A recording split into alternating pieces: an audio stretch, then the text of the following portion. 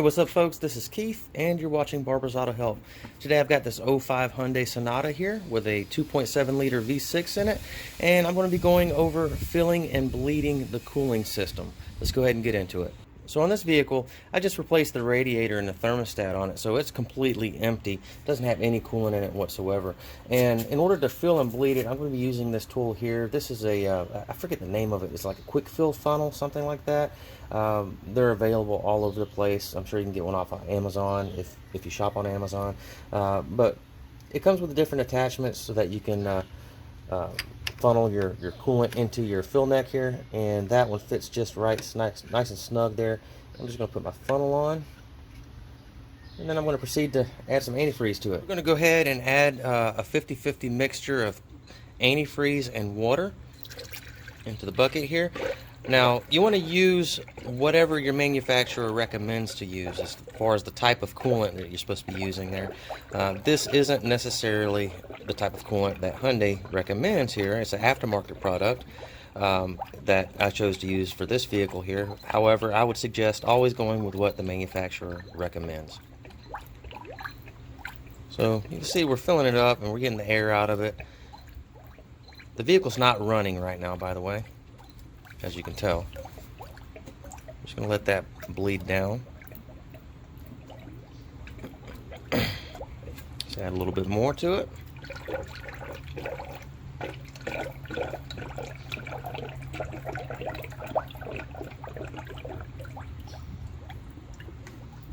Add a little bit more.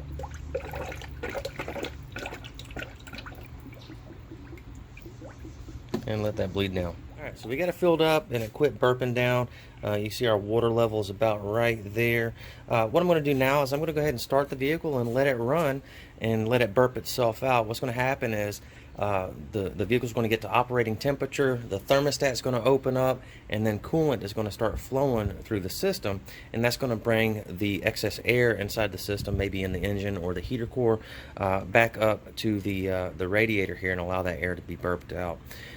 When you're doing this, go ahead and turn your heat to full blast, okay? And use caution, guys. If you got a full face mask, wear a full face mask, wear long sleeve shirts, anything to protect your body and your eyes, safety glasses, I would recommend a full face mask. Wear whatever you can to protect yourself. If you've got a problem with your vehicle, you know, bad things can happen that you won't see in this video here because this cooling system is operating like it should. But if it overheats and it gets a really big gas pocket in it, and it could potentially explode out of this funnel and spew out onto your skin and stuff. So, and even worse, maybe your eyes. So you really got to be careful doing this. Do this at your own risk, guys. This is how I do it. This is not for everybody. Okay, so I'm going to go ahead and crank it up, and we'll get this thing going. All right, so we got the vehicle running. We're going to go ahead and turn the temperature all the way up on this thing. There we go.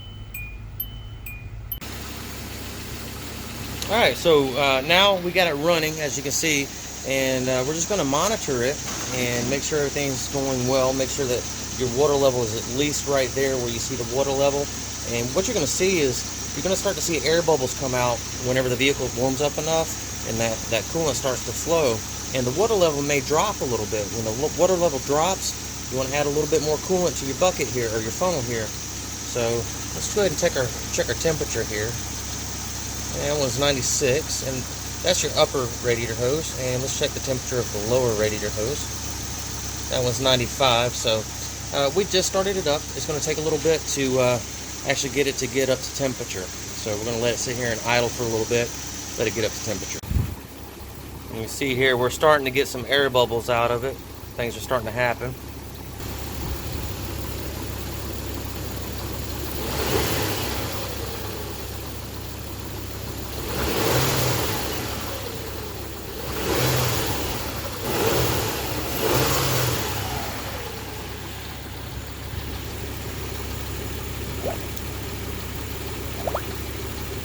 There we go, we're starting to burp a little bit there.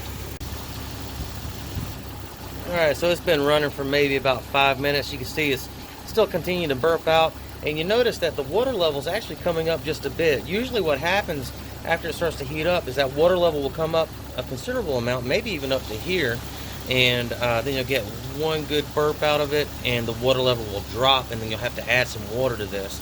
So the temperature, my upper radiator hose right now is 162, and the bottom one is 133. So we're starting to get warmed up. The thermostat is supposed to fully open after 180, probably around 200 degrees, roughly like that. It'll be fully open, but it'll start to open at 180 there. So we're getting a little bit of flow through there right now, and it should open up more here in just a moment. All right, so I didn't have a huge rise in water level and a huge drop on this. I was hoping you'd get to see that, but it just didn't do it on this one.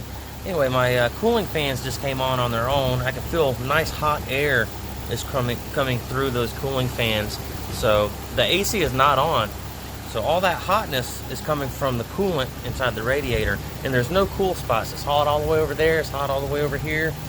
No cool spots whatsoever, so that means that we got good coolant flow through the system, and they just shut off because the temperature just went down a little bit there. And you can see my upper radiator hose, it was at over 180, and that fan just, I think it's coming back on, I don't know. It was over 180, and the lower one, it was over 180 also. They went down a little bit because the fans came on. So we got good flow. We're still getting a little bit more air coming out of that funnel there, so I'm going to let it run just a little bit longer, and I may rev it up a couple times, just a little bit, you know, just to kind of help things along a little bit. But just be careful, don't get your face around this, try to keep your body away from this, and just always be cautious that this could be a volcano potentially. So you really got to use some caution when you're doing a project like this, guys. So we got the vehicle shut off. I think it's done burping. It got nice and warm, and the fans were coming on, and it was removing the heat from the coolant there. I shut the vehicle off, let it sit for a little bit. You may want to let it sit for about 30 minutes or so before we start handling this bucket here. There is a chance that you might have an air pocket in there still, and it could gurgle out and potentially get on you, so you got to be careful. So let it sit for about 30 minutes before you start to handle this bucket here. So we're going to go ahead and remove our funnel. We'll put that stopper in there, that way we can just go ahead and take it off without spilling coolant everywhere. And we're just going to put this coolant right back in that jug there. And once you got the funnel in, just pull the stopper out.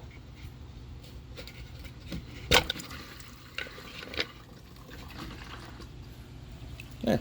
And we got it back in the jug there, no mess, no fuss. Good to go. And of course, you want to remove your adapter there, and then put your radiator cap back on. Probably not a bad idea. Maybe drive it around the block, bring it back, let it sit for a good 2 hours. Take the radiator cap back off after it's nice and cold. Let it sit for 2 hours or so, and use caution when removing that cap there. Put your rag over it, wear eye protection, wear gloves, maybe a full face mask. It's real, guys. This stuff can spew out in your face, and it's hot, and it will burn you, so you got to be careful. Okay, so take that off and check the level again. If you need to top off, go ahead and top off. And don't forget, you got your overflow bottle here too. You want to fill that to the correct level. So fill that up, not only this, but fill that up too, okay? Don't fill it up all the way to the full mark. The full mark is on the side there. You can't see it. It's usually about halfway down on the bottom there. It gives the coolant a place to go and come out of whenever it gets hot or cold. So coolant's going in and out of that overflow bottle there constantly. Anyway, guys, I appreciate you watching. Thank you so much. If you have any questions, please comment down below. Please read the entire description down below this video before you attempt this. There's more very important information down there that you need to know before you attempt this. So please read that. If you're watching this video on a platform other than youtube.com, you may need to go to youtube.com/barbersautohelp to find this video and to have access to the description. The description will be beneath the video. Please read that, guys. Thanks again. Please like and subscribe.